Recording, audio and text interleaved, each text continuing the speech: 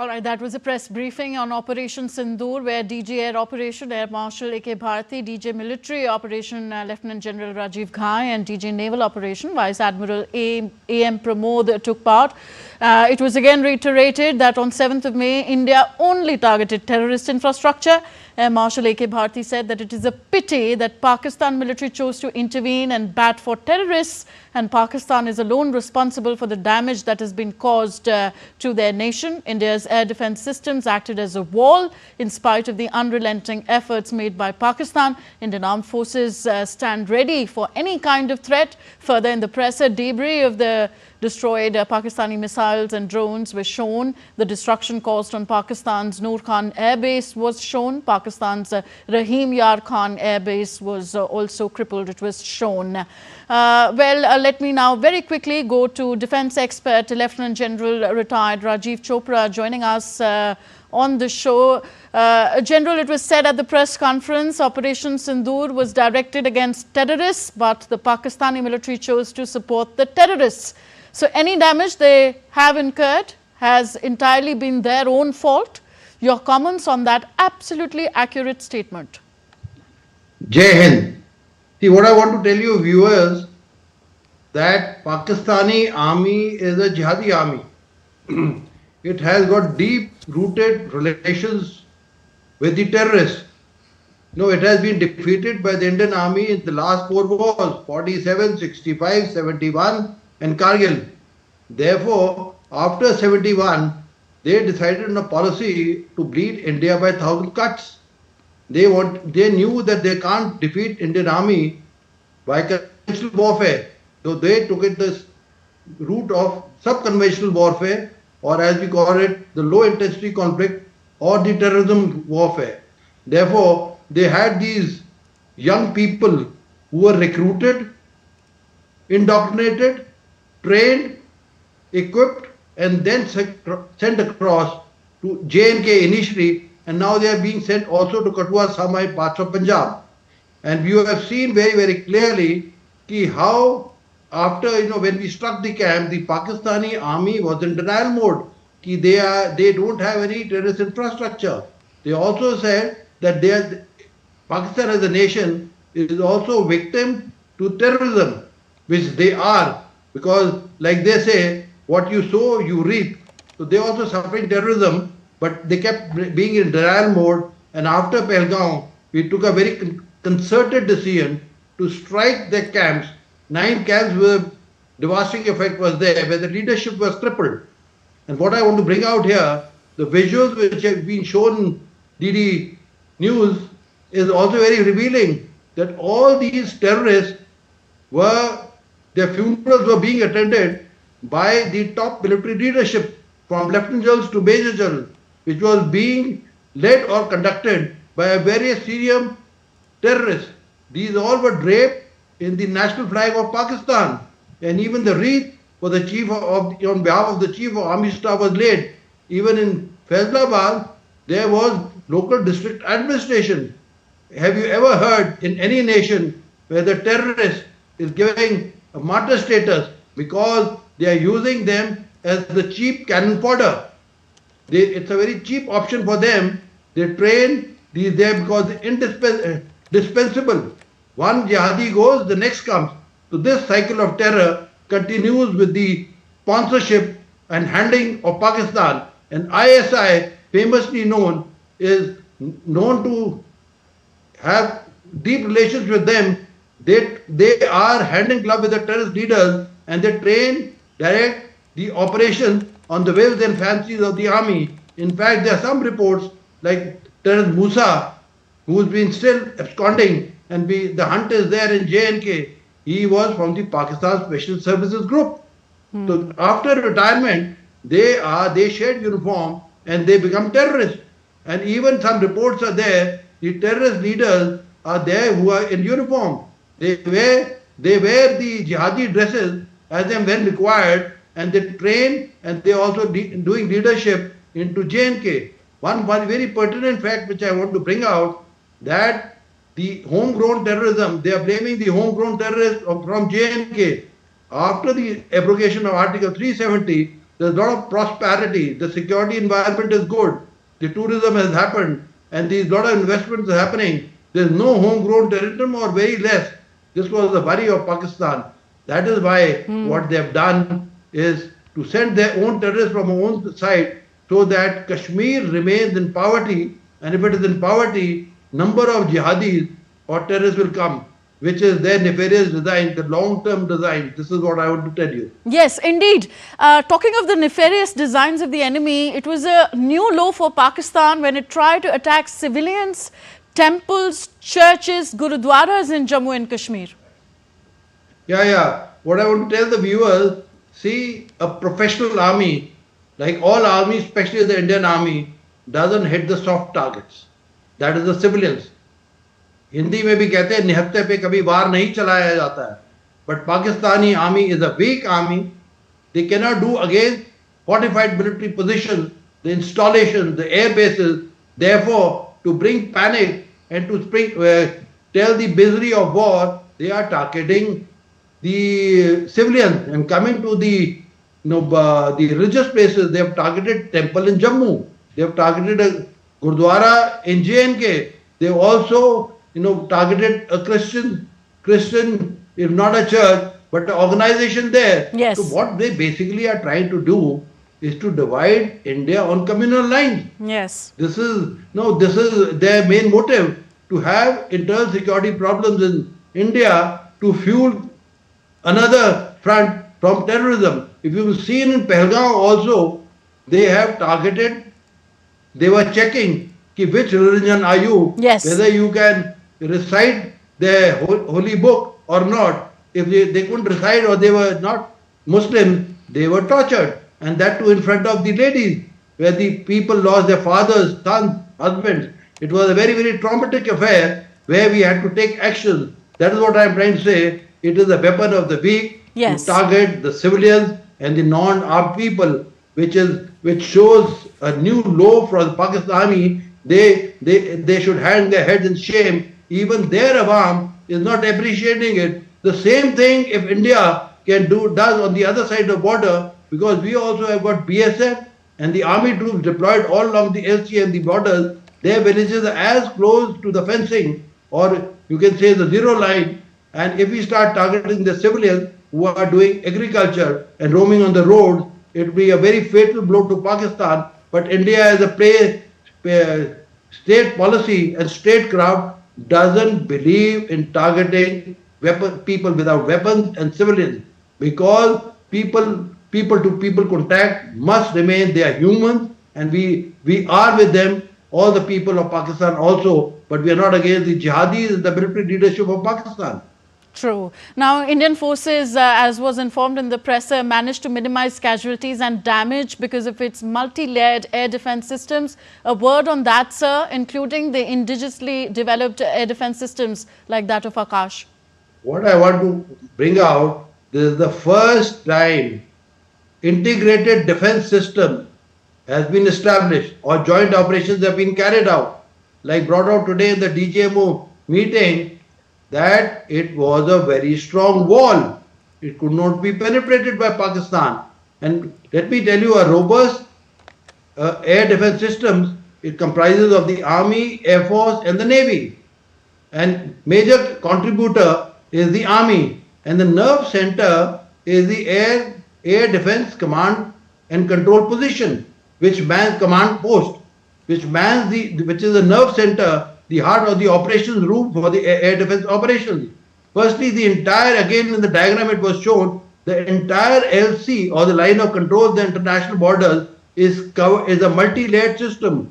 They are covered by radars, the helicopter, the AWACS, which is called the eye in the sky. The entire, you can imagine, 3,300 kilometers of Pakistan territory is being covered 24/7, 365 days in peace and war by some or the other surveillance systems, which include satellites also, airborne systems, the ground systems radar. Now these are the radars which detects any unusual movement in air, which may be a missile, an aircraft or a drone. Now when we have this, wherever it detects, it locks on and passes the message to the command post. The command post has got a mix of weapons, which may be weapons, missile, maybe short range, long range, and the medium range and medium range.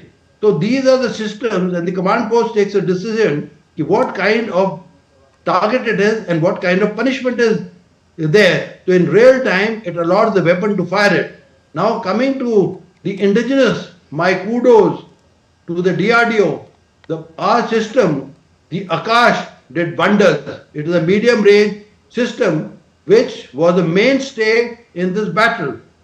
And even the Barak missile, the Igla missile, shoulder missiles did a wonderful job. Like S-400, it is a very, very costly system. It is meant for long range. It has a surveillance range of 600 kilometers and is basically meant for very heavy missiles like the cruise, the ballistic missiles, or the air targets. It was, to my best of my knowledge, it was not used. And the old guns like brought out today by the DGB vintage equipment we had, L-70, L-60 guns and USA AK, they again did a wonderful job.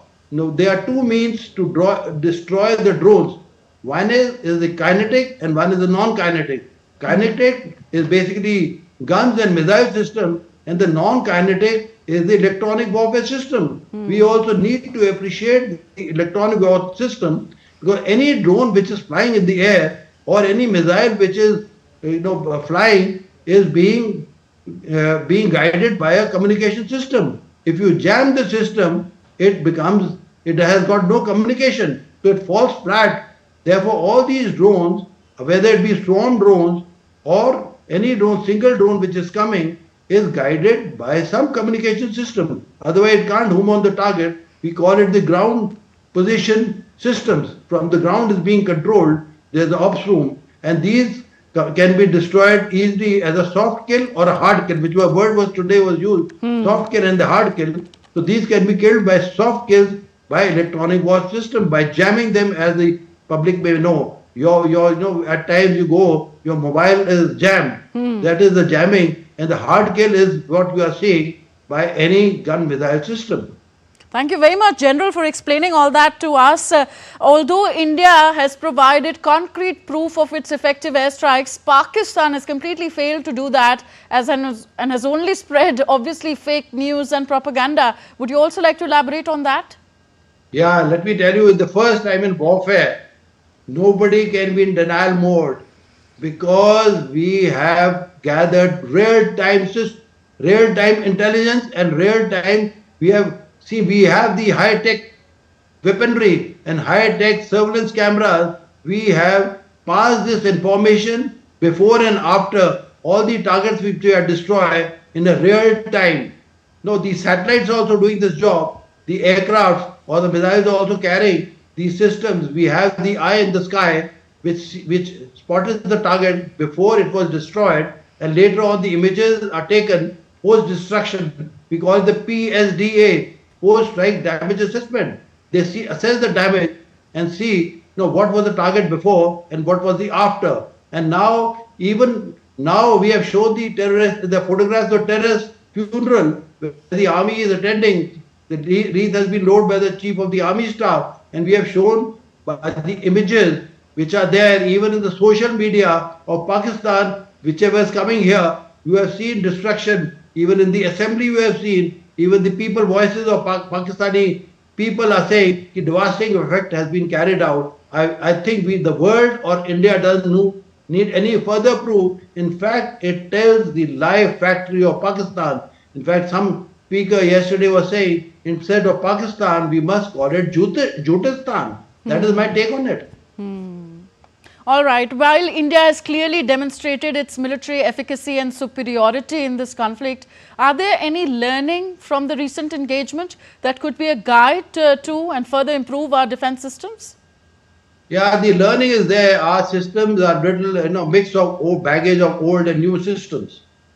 Therefore, we had learned our lessons both from the Ukraine war, the West Asia war which is happening, and the other wars which are there. That drone is the weapon of the future. It has just arrived.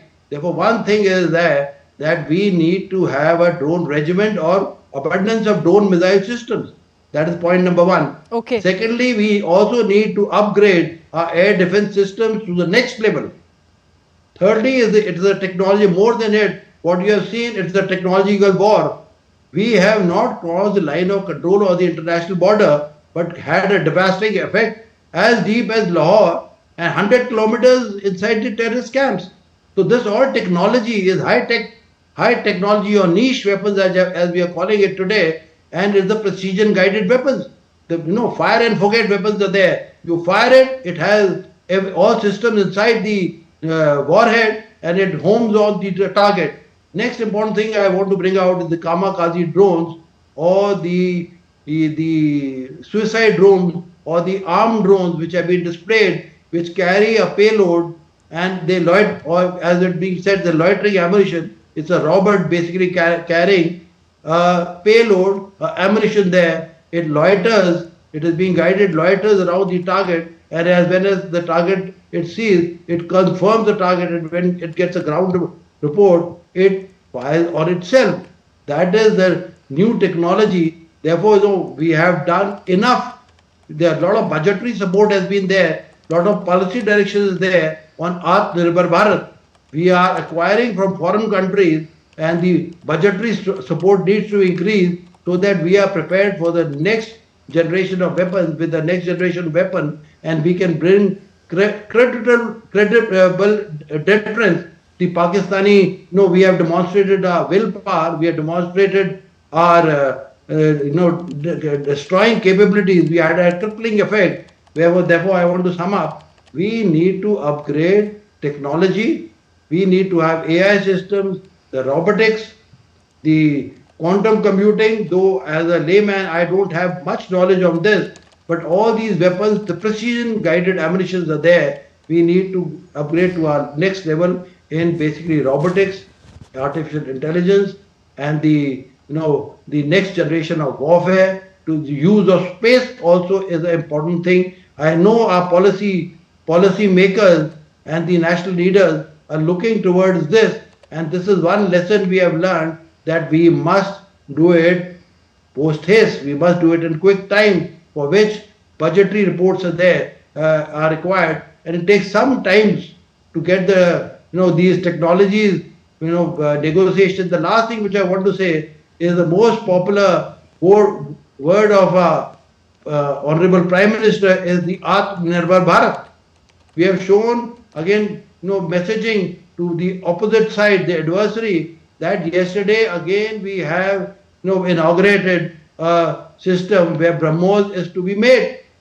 To indigenization, there are two things we must say. From the net importer, we must become a next exporter. You are well aware that we have bought the S-400 system, and this BrahMos system is being taken. Even the Indonesian president was here this year on 26 January because he's shown keenness in a BrahMos system. Similarly, we are giving it to Vietnam, Philippines, all these countries, and with the East Asian countries are there, and their day is not very far with the Make in India, Make for the World, and Atmanirbhar Bharat.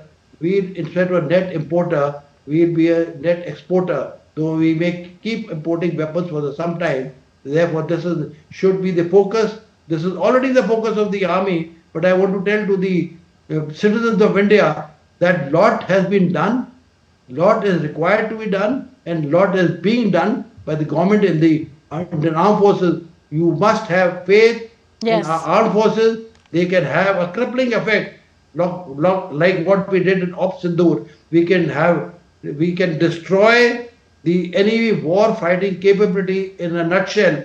In very less time, in 4 days, he was brought to his knees. Almost 20% of his war waging capabilities, his air bases were destroyed, and his more than 500 drones, and all his technology possibly imported from China is outdated. Yes, and more than 100 terrorists also neutralized. Thank you very much, Lieutenant General Rajeev Chopra, for explaining to us all these warfare terminologies and what more needs to be done to further strengthen our defense systems. Thank you very much for being with us.